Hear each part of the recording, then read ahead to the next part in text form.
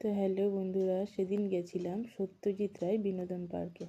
তো ফার্স্ট যাওয়া, তো জানি না পার্কটা কেমন। তো চলো এন্ট্রি করে নিই ভিতরে। মেয়ে আর ওর বাবা তো প্রথমেই ঢুকে গেছে, আমি তো পিছনে ভিডিও করতে করতে যাচ্ছি। তো দেখো, মাঝখান দিয়ে রাস্তা আর দু সাইডে গাছ।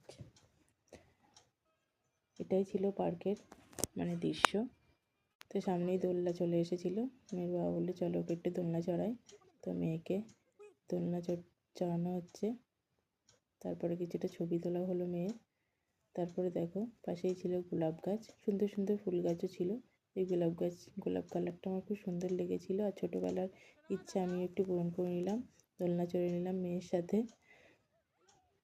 তো খুব একটা খারাপ ছিল না পার্কটা।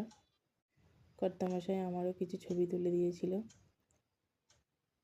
তো বেশ ছোটোখাটো একটা ঘোরা হলো, কর্তামশাই ছবি তুলে নিয়েছিল। তো ভিডিওটা ভালো লাগলে অবশ্যই